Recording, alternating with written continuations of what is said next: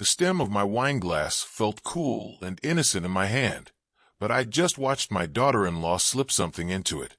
Nobody else saw her slight movement, the flick of a wrist that would mean nothing to most eyes. I'd built a company, survived boardroom wars and house fires. I knew a hostile move when I saw one. The garden lights shimmered on the terrace, my retirement party in full swing. Laughter rolled across the lawn. Friends clinked crystal flutes to toast my $32 million exit from decades of relentless work. And right there, as the guests turned toward the birthday cake, I quietly switched my glass with the one beside it, her father's, before anyone noticed. I set the substitute down and smiled. She smiled back. Neither of us blinked. 60 seconds later, her father raised that glass. This night was supposed to crown my life's work. Instead, it became a battlefield. 24 hours earlier, I'd signed away King Technologies, the company I'd built from a cluttered garage, when my son Dennis was barely old enough to ride a tricycle. $32 million for 3 decades of sweat and sacrifice. The deal closed in a conference room that smelled faintly of ink and triumph. I drove home picturing fishing trips with my grandkids and mornings that began with slow coffee instead of urgent emails. But the celebration barely started before trouble arrived. The front door opened hard enough to rattle the family photos on the wall. Dennis stepped into my study without knocking. At 38, he still carried the restless energy of someone always about to leave. Behind him came his wife, Wendy, a vision of polished calm. She didn't speak. She didn't need to. Her presence filled the room, like a carefully rehearsed argument. $5 million, Dennis said, dropping into the chair opposite me. I need it now. I stared at him, waiting for the congratulations that should have come first. Dad, he pressed, I've got a chance to buy into a big development. Short window. $5 million and we triple it in a year. Congratulations, I said at last. But no. He blinked. No, this is my retirement, I said evenly. 30 years of missed dinners and sleepless nights bought this freedom. I'm not gambling it. Wendy stepped closer, her perfume crisp and deliberate. It isn't gambling if you know what you're doing, she said softly. We pay you back. Her voice was honey over steel. I'd heard that kind of voice in every hostile negotiation of my life. Dennis's jaw tightened. If you don't help us, don't expect us at your party, or for Sunday dinners, or that, I interrupted, is your choice. He slammed a fist on the desk, so hard the contracts jumped. The old coffee mug tipped and left a brown comet across my retirement papers. You're making a mistake, he snapped. We're your family. Wendy rested a calming hand on his sleeve, but her eyes never left mine. Come on, honey, she murmured. Let's give your father time to think about what really matters. They left without another word. Outside, his car engine howled like an insult. I sat there for a long while, listening to the tick of the grandfather clock and the faint drip of coffee on my contracts. $32 million, and my only child saw me as an emergency fund. That night I walked the quiet house, checking doors like a man counting blessings. In the study, I noticed the small home security camera that usually faced the hallway had been turned inward, pointed directly at my desk. I corrected the angle and told myself I was imagining things. Morning brought blue sky and a calendar full of party tasks. Friends called to confirm. The caterer double-checked menus. For a few hours, the world looked ordinary. Until noon. An email arrived from a title agency. An appointment confirmation I hadn't scheduled. Property transfer review. It said, for 10 o'clock the following morning. Recipient, Wendy Francis. My heart sank like a stone in cold water. I called my attorney and friend, Maggie Broder. She listened, then said one sentence. Don't cancel anything. Just watch. And now here we were. The terrace glowing with strings of lights. Laughter spilling like champagne. Every detail perfect. And one wineglass fatally wrong. Wendy stood across the garden, smile bright. every move a performance. I watched her eyes flick, again and again, to the glass she thought was mine. I raised it high. "Friends," I said, steady and loud enough to carry. "Tonight isn't just a retirement. It's a celebration of trust, trust built over years, tested in fires, proven in storms." Guests cheered, oblivious to the private war across the table.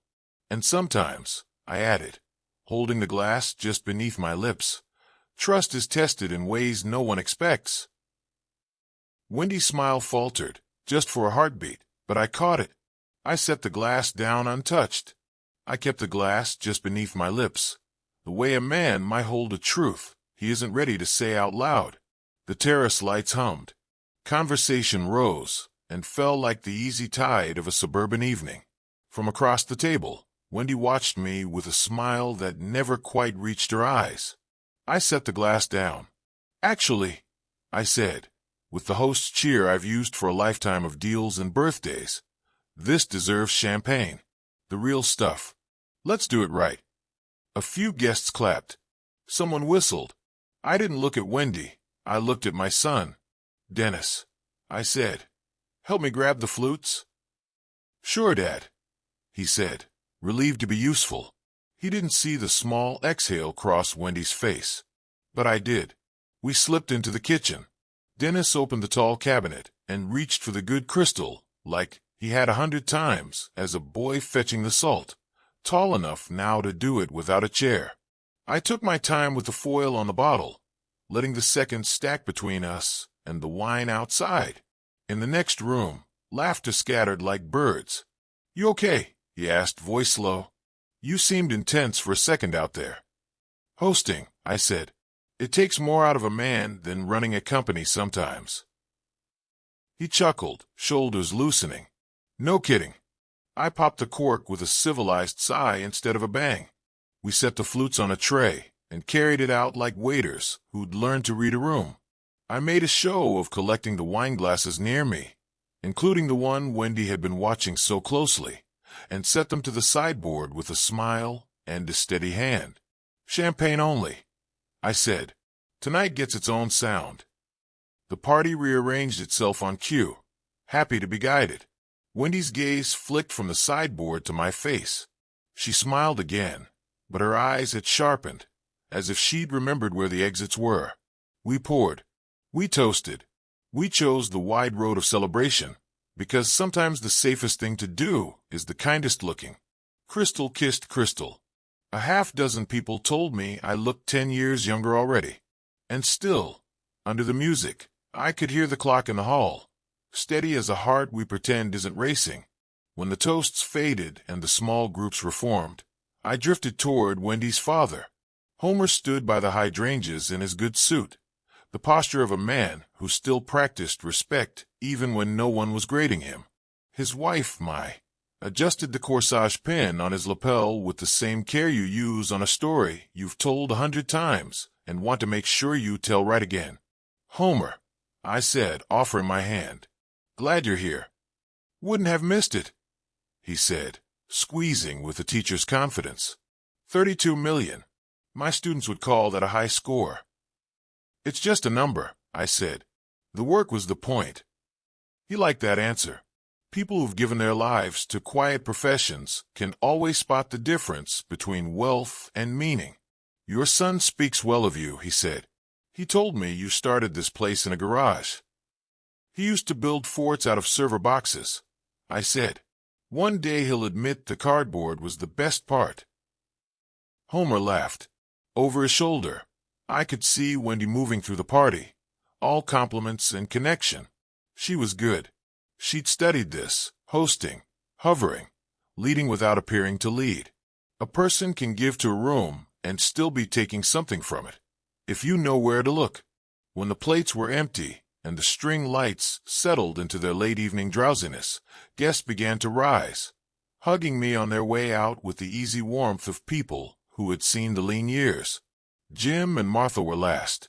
Jim held my gaze a beat longer than usual. "You looked at that glass like it was bargaining with you," he said, too softly for anyone else to hear. "Old habits," I said. He nodded, not convinced and not pushing. Call me if the party follows you into tomorrow. When the house exhaled and the backyard returned to crickets, Dennis lingered in the doorway, caught at the place where adult sons hover when the night still holds too many words. "Dad," he said, "tonight was good." "It was," I said. He searched my face like a man trying to find a light switch on a wall he'd painted himself. "I'm sorry about yesterday," he said. "I was out of line." "You were in pain," I said. "Pain talks louder than respect." He looked like he wanted to argue with that, and didn't. "We'll come by tomorrow," he said. "Help clean up." "You don't have to." "I know," he said. "We will." He hesitated. "Wendy, she wants us all to get past this." "Past what?" I asked. He opened his mouth, closed it. "Good night, Dad." "Good night, son." I watched the tail lights spool down the street and vanish into the polite curve of our cul-de-sac. The kind of street where people put out flags for holidays and will trash bins back from the curb before the sun can bake them into an eyesore. Quiet, decent, predictable. The kind of place where you might start to believe nothing sharp ever happens. I locked the front door and stood in the foyer a long moment, listening to the house like a doctor with a stethoscope. Steady. Then I went to the study. The small camera above the hallway had resumed its usual angle, watching the front door and the family frames like an overqualified security guard. I pulled up the feed on my tablet. The evening spilled out in little squares. Hello, laughter, a new angle on old friends.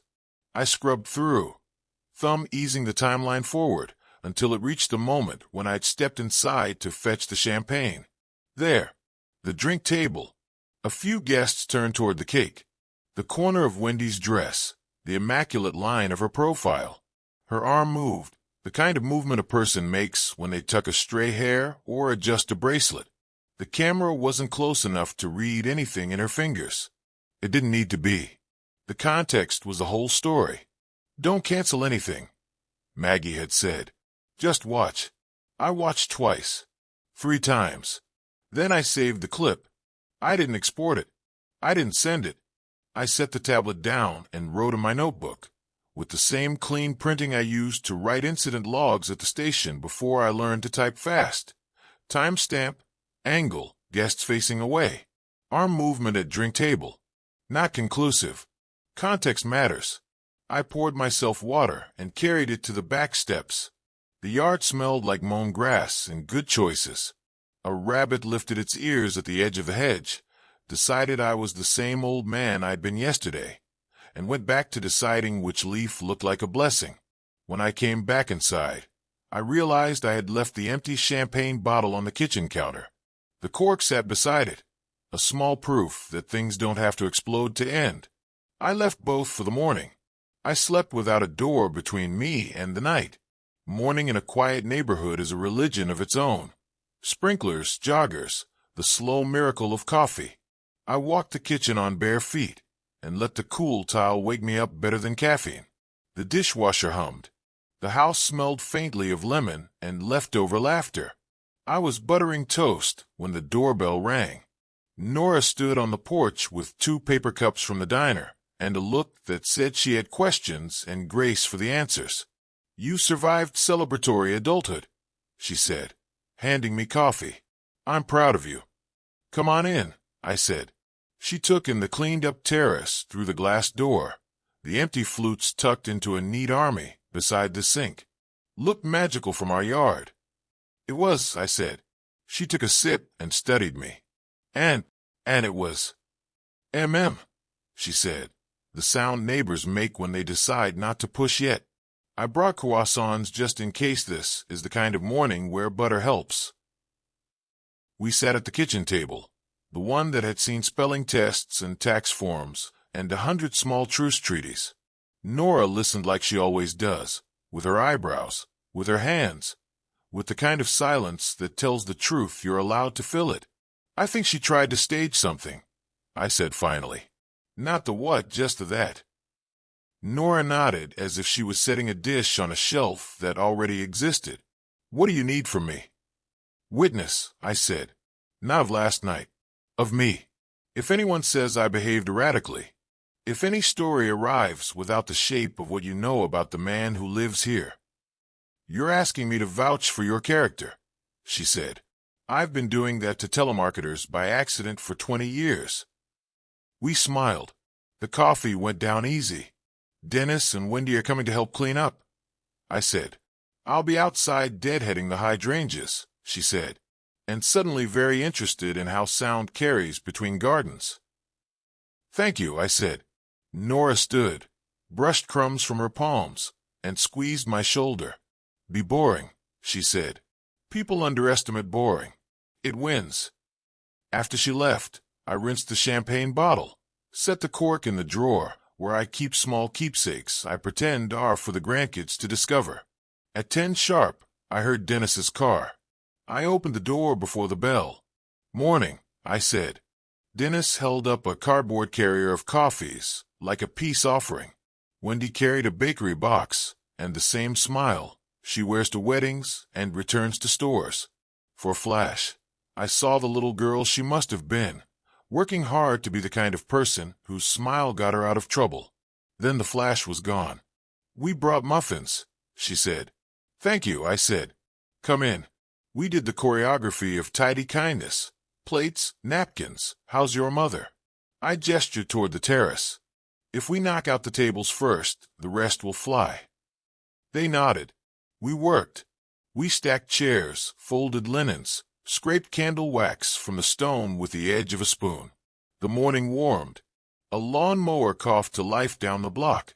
Wendy chatted about the buffet, complimented the flowers, asked a question about the varietal of roses I don't know and never will. We were scraping a stubborn bit of wax when she said, too lightly, funny thing with the wine last night. I said, you started with red, then switched to champagne, she said casual. Surprised me. I like a clean toast, I said, and the glass felt heavy. She nodded as if that answered a deeper question. Good instinct, she said. Instinct kept me employed, I said. She smiled. And made you rich. Rich enough to retire, I said. Dennis reappeared with a stack of folded tablecloths and a face that had debated if he should interrupt and decided not to. You two okay out here? Perfect, Wendy said, sweetening the word until it almost dissolved. We moved inside to rinse the last platters. Dennis stood at the sink, sleeves pushed up, my son again for a moment. The angle of his shoulders the same as the day he grew 3 inches in 6 months and ate 2 dinners on principle. I handed him a towel. He dried and stacked with a rhythm that used to make our kitchen feel like a small factory of grace. Dad, he said finally, about yesterday. I don't know what happened to me. Pressure talks, I said. I hate that it sounded like entitlement, he said. It wasn't, maybe some of it, but mostly it was fear. I've been trying to make something work so long I can't tell when I'm pushing or falling.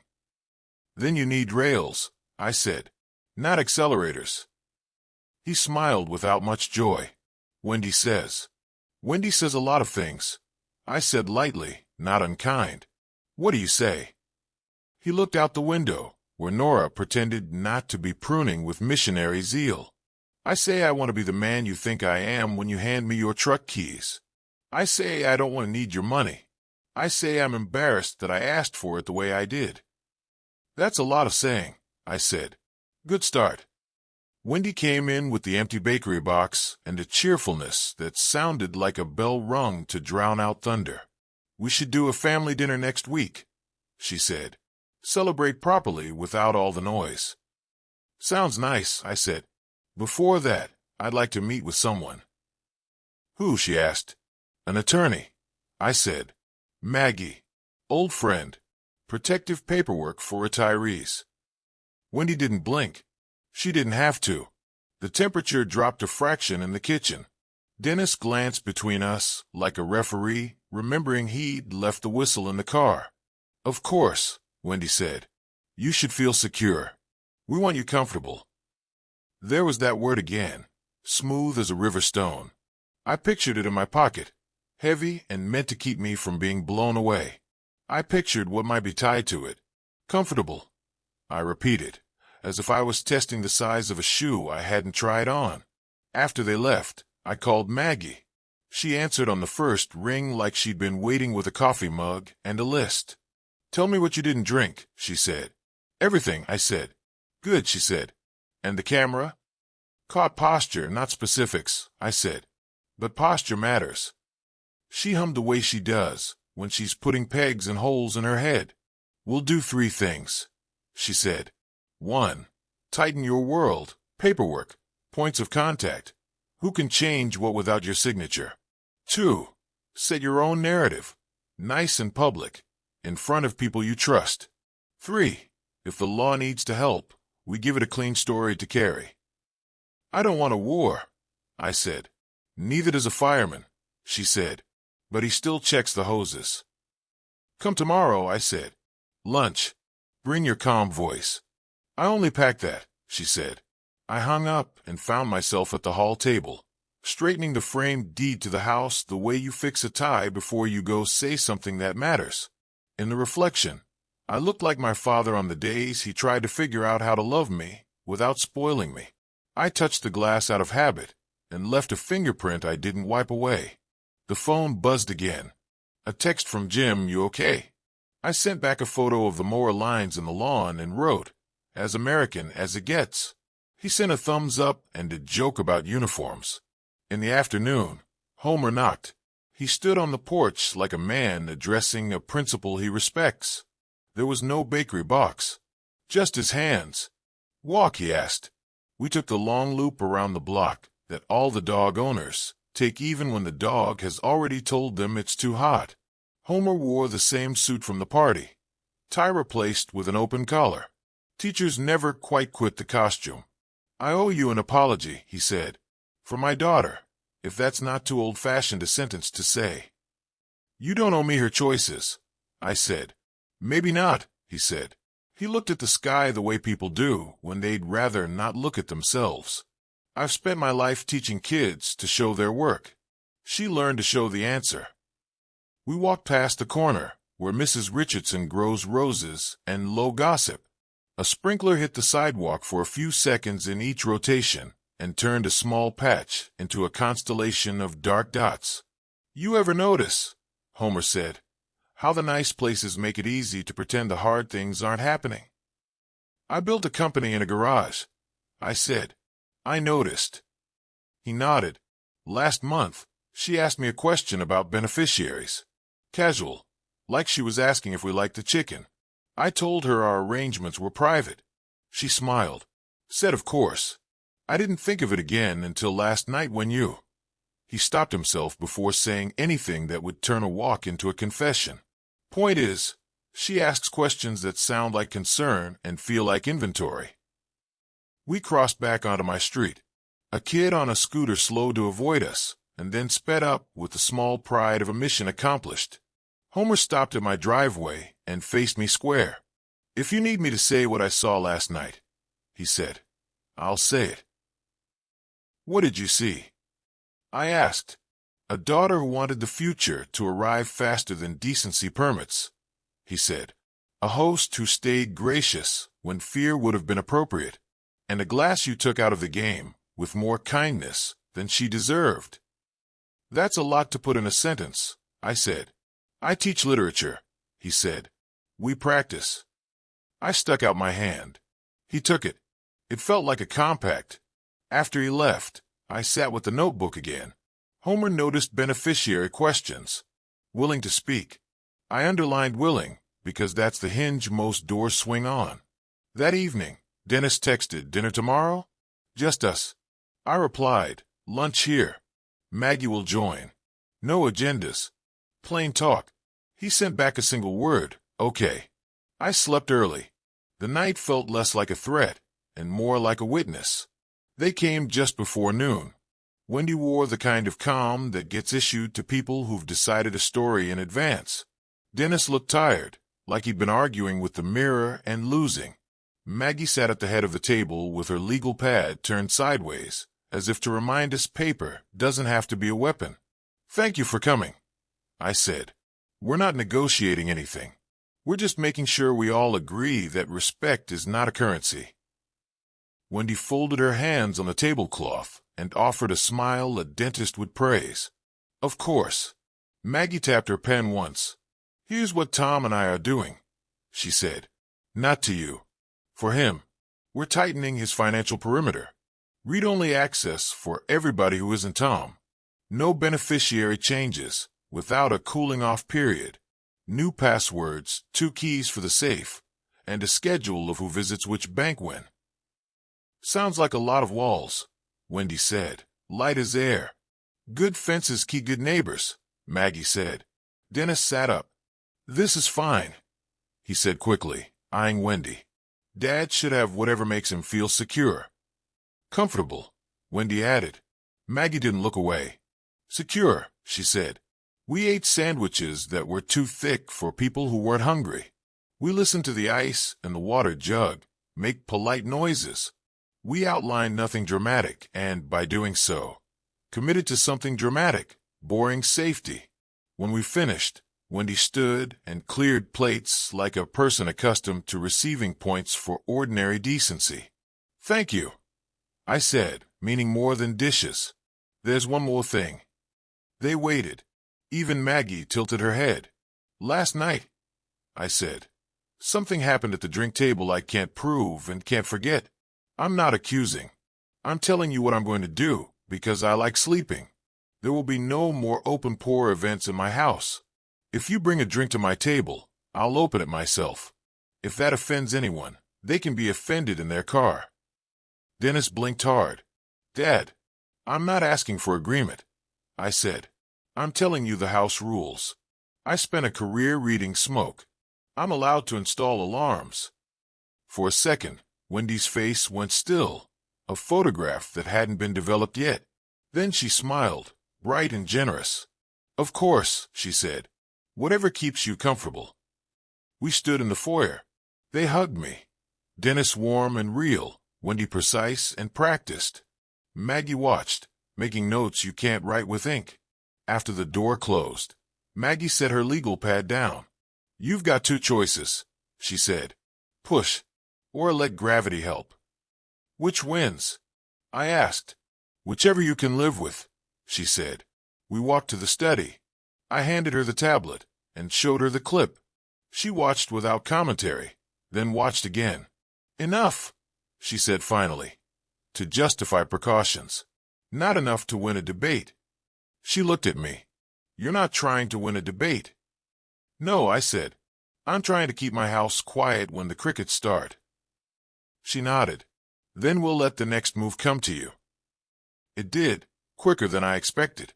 That evening, Dennis texted, "Wendy wants to stop by tomorrow alone to apologize again. Is that okay?" I said it was, and then sat in my chair and wondered which apology I was going to hear, the kind that heals or the kind that arranges furniture. The next day, Wendy arrived with a small bouquet from the corner florist and eyes polished to a shine. We sat in the front room, where the afternoon light makes honest people look more honest and liars look expensive. "I don't want trouble between us," she said. "Families need peace." "Peace is the result," I said, "not the method." She nodded as if she'd already decided she agreed. "I know we came in too hot about money. Dennis is under pressure." I pushed him. "That's on me." "That's a sentence," I said. She waited for me to put a period after it. I let the silence keep writing. "There's another thing," she said, and her voice slid into a register I recognized from sales calls that sounded like friendship. "When men retire, they sometimes make rash decisions." She laughed lightly. "They fall in love or buy boats or change papers because someone's crying. I just want to make sure you're protected." "Protected from what?" I asked. "From big changes that benefit the wrong person," she said. "For example, if you were to name someone else a beneficiary or put your house in someone else's hands, well, I hope Dennis and I would at least have a say." I looked past her shoulder at the old photo on the mantel of my wife, standing in this same room with a cake we'd ruined by singing too loudly around it. "My wife didn't need a say," I said. "She had a life with me. That was enough. Wendy folded her hands. I'm just asking to be included. And I'm just telling you inclusion isn't the same as ownership, I said. She held my eyes, and for a long second I saw the engine underneath the hood. Ambition runs so hard it thinks road signs are threats. Then she stood, smoothed her skirt, and let the smile return. We'll do dinner next week, she said. No agendas. Just food. Sure, I said. At the door she paused. By the way, she said brightly, Mom and Dad adored the party. They think the world of you. Your father has good instincts, I said. He does, she said. He trusts me. The door closed. The house took a breath. I stood in the foyer with my hand still on the knob and felt the cool of the metal seep into my palm. When Maggie called that evening, I told her everything. She's counting pieces, Maggie said. We'll stop playing chess. How? Make a room where the rules are read out loud, she said. She can't perform confusion if the lines are printed on the wall. What room? I asked. A courtroom's one option, she said, but it's not the first. Start with a meeting she believes she controls. Somewhere respectable, where people wear ties and think risk is a spreadsheet. Title office, I said, and felt the old rhythm of a plan settle into place. Not revenge, not even defense. Just architecture. The kind of structure you build so that gravity works for you instead of on you. Maggie exhaled through a smile I could hear. I'll make a call, she said. Outside, the maple let go of a single leaf, and it drifted to the lawn like a message that knew how to land. Maggie called the next morning with her voice already in motion. There's a polite little office on Pine and 3rd that thinks its job is making paper behave, she said. They have a conference room with a bowl of complimentary mints and a clock that runs 5 minutes fast. I've asked for something called a general consultation. Who knows? I asked. The receptionist, the manager, and now you. That's enough. What about Wendy? She'll know because you'll invite her, Maggie said. People don't resist a meeting they believe they organized. I looked out at the maple throwing freckles of light across the lawn. And Dennis. Bring him, she said gently. Rooms like this help honest people hear themselves. I texted Dennis mid-morning. Quick appointment tomorrow to review future housing and safety paperwork. Title office on Pine, 10:30. Come with Wendy. No surprises. The dots appeared, disappeared, returned. We'll be there, he wrote. Then another line. Thanks for including us. I put the phone face down on the table and let the quiet of the kitchen settle like dust after a short, harmless demolition. Across the fence, Nora was talking to her tomato plants like she'd raised them from night school. She glanced over, read my face, and gave a half salute with her pruning shears. Rooms with rules, I said through the open window. Wear the good shirt, she said, and went back to telling the basil to be brave. That night I straightened the study the way you do before company. You can't decide as friend or storm. I dusted the frame that held the house deed and set the firefighter charm on the desk beside my old logbook. The charm looked like a coin you put on a scale to remind it what fairness weighs. Sleep came easy and left early. I woke before the streetlights quit their shift. Coffee, a quiet kitchen, the newspaper folded to the part where people pretend the world is organized. At 10:10, I locked the front door, took one last look at the house that still knew my footsteps, and drove to Pine and 3rd. The title office was exactly the kind of place Maggie promised. Respectable carpet, water cooler with paper cones that never quite held enough water, a desk bell nobody needed. A plant stood in the corner, making oxygen, like it had all the time in the world. Behind the counter, a woman with a tidy smile recognized my name and said the words that make meetings feel like items instead of weather. Right this way.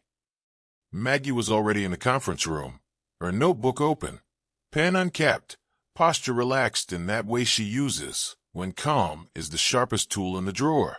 She looked like someone's very smart aunt, and also like a person who could pick a lock with a teaspoon. You look rested, she said. I slept in a house that still belongs to me, I said. It helps. Dennis arrived with Wendy exactly on time, carrying that slight rush of air punctual people bring into a room. He smiled at me, small and careful. Wendy's smile was perfect, like a set table before anyone touches a fork. "Thank you for setting this up," she said to the room, as if rooms enjoy credit. "It's good to be proactive." Maggie nodded. "Always." The manager, gray hair, tie-knotted with the kind of pride that comes from knowing exactly how long you've been decent, introduced himself, shook hands, and took a chair at the end of the table with the ease of a referee who believes in the rulebook. He asked a few warming questions about goals and peace of mind, words that float well in this air. Wendy sat forward, palms lightly on the table, voice liquid. "We're exploring options for Dad's future comfort. Just informational, of course. We'd love a plain language walkthrough of how property can be held in ways that make caregiving simple and—" She glanced at me, bright with care. "Fair." Dennis looked at me as if to ask, "Is this the tone? Are we doing tone?" I gave him the smallest nod a father can give without it looking like a rescue. The manager spoke about documents like they're umbrellas, useful when needed, otherwise something that lives quietly in closets. He slid a printed sheet across, bullet points lined up like little soldiers. I didn't reach for it. Maggie did. "Thank you," she said. "We appreciate the overview. To be clear, today is a consult. No changes. We're just making sure everyone hears the same nouns." The manager smiled. "Understood." Wendy's eyes flicked to the glass bowl of mints, then to me, then back to the sheet that Maggie now read with the unhurried pace of someone unwrapping a gift she already knows is a sweater. "Before we even think about umbrellas," Maggie said, voice warm, "there's a simpler umbrella already open." She placed a single paper on the table, the kind with a seal that tells people to sit up straighter without knowing why. "This document means the house is already, shall we say, weather-resistant. It clarifies that any future conversation about transfers would need to start with Tom." Wendy's smile didn't move, but something behind it did, the way a painting on a wall tilts when a truck rumbles past. "Oh," she said. "How prudent." Dennis leaned in, reading fast, lips pinched, a man surprised by a sentence and trying to decide whether to be grateful or embarrassed. "Is this new?" "It's recent," I said. "It lets me sleep." "Of course," he said, and the words landed like stones in two different pockets. The manager nodded. "That does make things very straightforward. Today can be purely educational." "Wonderful," Wendy said, as if her favorite recipe had called for an ingredient the store was out of, and she was delighted to use salt instead. "Educational is educational." The manager began to explain general concepts without verbs sharp enough to hurt anyone. While he spoke, Wendy asked soft questions that sounded like blessings and felt like measurements. Timelines, notice, who calls whom if someone sneezes in a way that sounds like paperwork. Maggie answered with the kind of friendly precision that makes people feel taken care of and also keeps hands out of pockets that aren't theirs. It might have ended there, for decent people. A bowl of mints, a diagram of calm, if not for the moment when the clock on the wall clicked its fast-minute hand to 10:45 and a receptionist opened the door with a polite knock carrying the wrong envelope. "Excuse me," she said, holding a small stack as if it were a sleeping animal. "This came yesterday for Mrs. Francis. We must have put it with today's consults. My apologies." She set it on the table. The top page bore Wendy's name and a reference line that sounded like it had dressed itself as a question to avoid being noticed. "Document review. Property transfer preliminary." For the first time all morning, Wendy's smile broke. Not much. A slip, a seam. Enough for honest people to see and polite people to pretend they hadn't. "That's an old inquiry," she said quickly, the words tripping over themselves to get to the door. "Irrelevant now." We. The manager, kind even in discomfort, lifted his hands. "No worries. We won't look at anything that isn't today's business." Maggie said nothing. She didn't have to. The room had already done the math. Dennis stared at the envelope like a man who recognizes handwriting he loves on a letter that isn't addressed to him. He didn't speak. He didn't need to. The air between him and Wendy filled with unsentences. I breathed in and let it out slow. Calm isn't a trick you play on other people. It's the bridge you build for yourself when the river decides to rise. Thank you for your time, I said to the manager. This has been exactly what I needed it to be. He shook our hands, grateful for relief. We stepped into the lobby that smelled like carpet cleaner and careful choices. Wendy turned to me, the shine back on her eyes like a brave coat of paint over wet plaster. I'm glad we did this, she said. Clarity is kindness. It is, I said, and timing is a teacher. Dennis spoke at last. Dad, could we have 5 minutes? Just us. Maggie squeezed my arm and drifted toward the mints as if they had requested counsel. Wendy took a breath you take before a dive, and then didn't jump. She stood very still.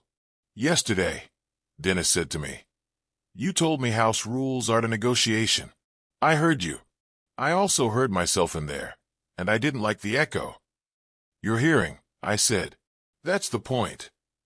He nodded, a small nod, the kind that can start a long road. We'll come by tonight, he said. I want to talk where things are real. Tonight works, I said. We'll let the backyard do some of the talking. It's better at it than we are. Wendy's jaw set, a line drawn with a ruler. We'll be there, she said. Maggie and I watched them go to the car like two actors exiting a stage that had decided to be honest at the worst possible time. When the door swung shut, Maggie blew out a breath and let her shoulders drop an inch. Rooms help, she said. They do, I said. They tell people what their voices sound like. She walked with me to the sidewalk. The sun had climbed to the place where it warms without making anyone resent it. Next, I asked. Now we wait, and we document what arrives, she said. If a line is crossed with a flag in its hand, we'll have a place to point to. What line? I said. The one between asking and arranging, she said. The backyard knows more truths than any courthouse. That evening the grill hissed like punctuation, and the maple offered a shade that didn't ask for anything back. I kept dinner simple. Burgers, corn, a salad even picky people can pretend to enjoy. When Dennis and Wendy arrived, I handed my son the tongs. It's a small thing, but tools remind men which muscles are theirs. We ate at the picnic table that has the names of my grandchildren carved underneath in secret hostage letters. Conversation walked instead of ran. Weather, the neighbor's new roof, the way the mail still shows up even when you forget it exists. After plates were mostly empty, I set my water down and let quiet take the head of the table. I'm grateful you came, I said. There's something I need to say out loud because silence lets bad ideas feel like legal rights. Wendy touched the rim of her glass, gentle, composed. Of course.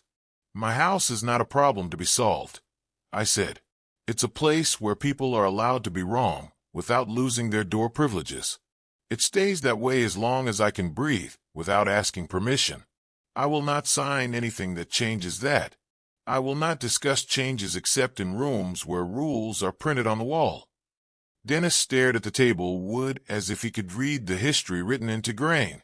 Wendy gave the smallest nod that means message received and also verdict reserved. And there's one more piece, I said.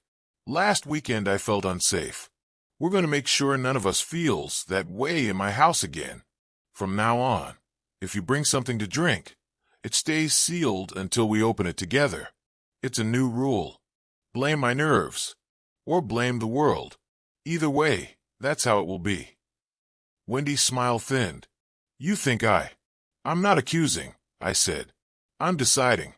Dennis put his hand on the table, palm down, as if to settle the plates. Okay, he said. Okay. Wendy stood to gather dishes, then sat again, as if a string had tugged at her shoulder blades. You're drawing lines, she said softly. Lines can become walls. Sometimes they become fences, I said. And fences are how neighbors stay neighbors. She looked out at the yard, nodded once, then rose and carried plates inside with a grace that made me wish grace were the same thing as peace. Dennis lingered. I keep thinking about being a kid, he said. We built forts out of boxes, and you always said the rule was no one locks anyone out. You said the door is a blanket we can lift. I meant it, I said. He swallowed. I'm trying. I can see that, I said. In the kitchen, Wendy's movements made domestic sounds, water, dish on dish, the soft press of a towel. If sound had a face, it would have looked determined. We cleared together, the three of us, and no one mentioned the title office or the envelope that had shown its own name to the wrong world. They left around 9, headlights sliding down the street like a thoughtful exit. I stood in the doorway and felt the house take the weight of the day and file it somewhere that wouldn't crush the next morning. When the phone rang, I knew who it would be. Well, Maggie asked. We're still in the backyard, I said. No flames. Just weather. Good, she said. If it changes, it won't be for lack of warning. She paused. By the way, the manager at Pine and Third called after you left to apologize for the envelope. I told him apologies belong to accidents. He didn't argue. I laughed a little. It helped. Thank you. Tom, she said, voice going a half shade softer. You're doing this the right way. Calm. Steady. You're not trying to win a headline. You're trying to keep your life. That's the job, I said. 2 days passed like they'd been asked to behave. Trash day. Nora's tomato sermon. Mail that included a postcard from Jim showing a lighthouse that will outlast all of us. On the 3rd day, the doorbell rang at noon. Homer stood there with a face that had misgivings written on it in a teacher's clear hand. May I? He asked. He held a small notebook. He sat at the kitchen table like a man making up for time he hadn't known he needed to spend. I found something, he said, in a drawer at our place. Not snooping. Looking for the good scissors. I wish I hadn't, but I'm glad I did. He opened the notebook to a page where careful notes marched in lines. Dates, amounts, names of things that always sound like opportunities until they become explanations. He tapped the top entry with his forefinger. She asked us for a bridge loan, he said. Said it was for a short-term obligation that would save a larger investment. She showed charts I couldn't explain to my students. We said no. Kindly. Firmly. She said she understood. Then this. He slid a printed message across the table, 1 line long, the kind of line people write when they intend to erase it from the world as soon as it's done its job. Don't worry, there's another way. I read it. I didn't feel triumphant. I didn't even feel angry. I felt the way you feel when a pattern you've avoided admitting draws itself in heavy marker on a page you can no longer pretend is blank. Thank you, I said. Homer's eyes were wet in the way honorable men's eyes get when they've carried something the right distance. I can speak, he said simply. If someone needs to hear. They might, I said, and not because I asked them to. He nodded. He closed the notebook, stood, and shook my hand like the old world was still available if we made the right choices. After he left, I called Maggie and told her about the sentence that shouldn't have been written at all. That's not evidence, she said. It's direction. What now? I asked. Now we don't wait for rooms, she said. We ask for one. The kind with a clock that doesn't run fast. The kind with a person who wears responsibility like a robe. We'll bring calm. We'll bring the fence. And we'll ask the room to say out loud what it thinks a door is. I looked at the house. I looked at my hands. They were the same hands that had lifted my son from a crib and carried boxes when we moved in and replaced the hinge on the pantry door when it squeaked like a complaint. Okay, I said. Outside. The maple let go of another leaf. It took its time getting to the ground and still arrived right where it was supposed to. Morning broke clear and exact, the kind of autumn day when even the shadows stand straight. I'd slept well for the first time in weeks.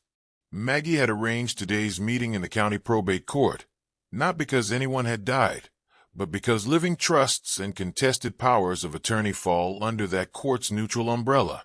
No one could claim a private ambush.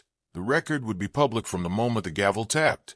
I parked early and watched the courthouse square fill with the quiet drama of ordinary lives, school buses exhaling steam, shopkeepers unlocking doors.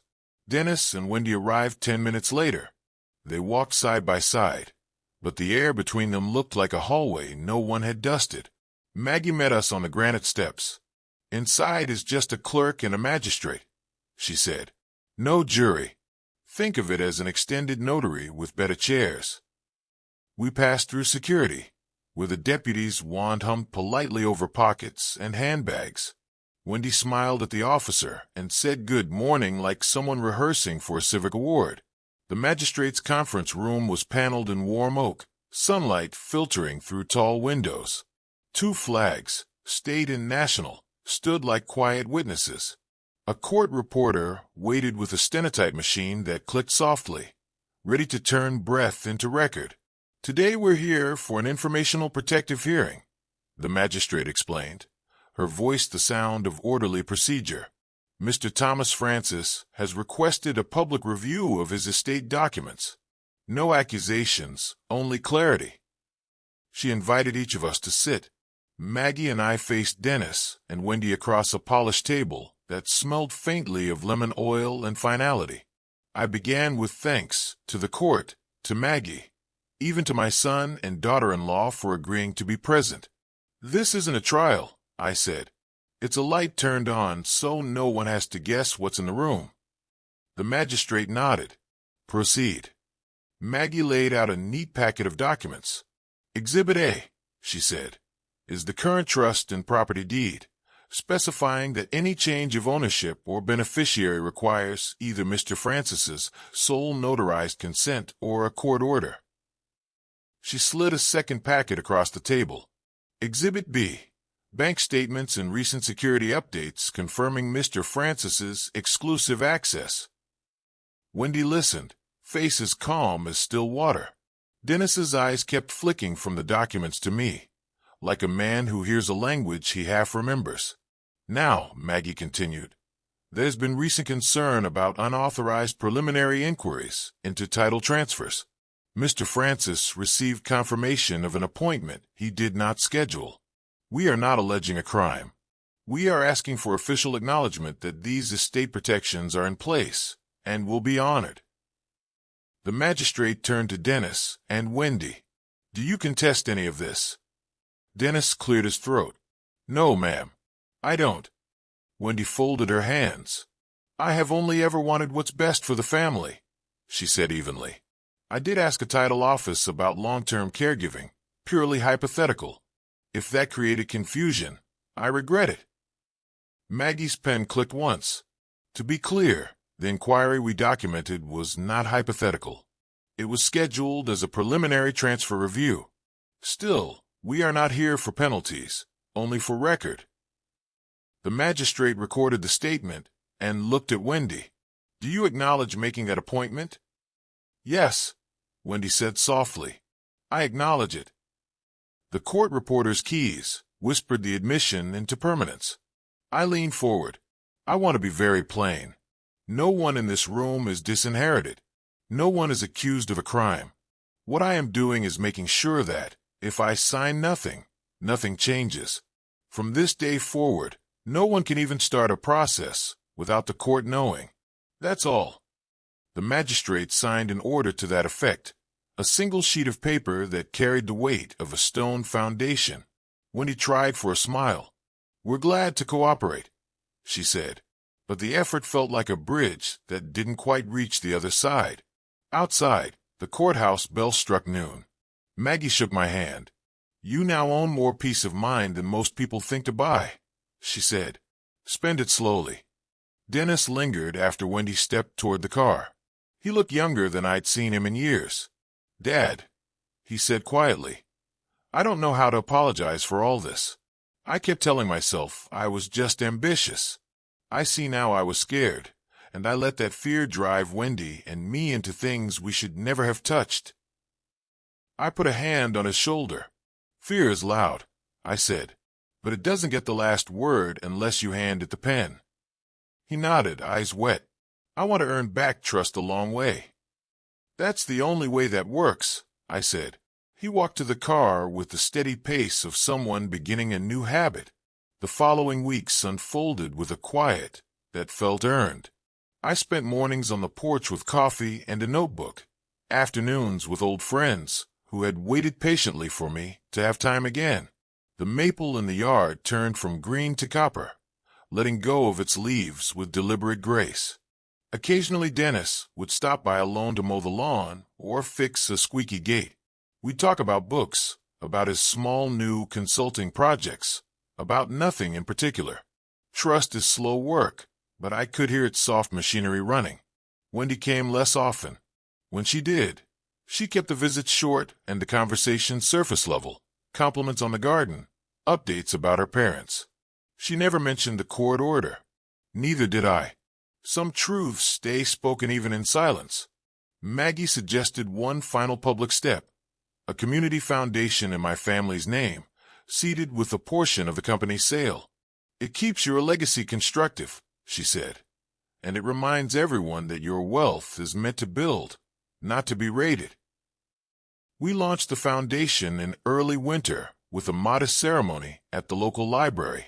Neighbors, former employees, and students from Homer's school came to celebrate new scholarships for under-resourced kids who love technology. I gave a short speech about building bridges you might never walk across yourself. People clapped. A few wiped their eyes. The foundation paperwork joined the court order in my safe, a small, neat archive of choices made in daylight. One evening, months later, Dennis arrived alone, carrying an old wooden toolbox. "Thought this belonged back here," he said, setting it on the kitchen table. Inside were the tools he'd used as a boy to help me build his treehouse, the same screws and clamps that once held up a fort of cardboard and big ideas.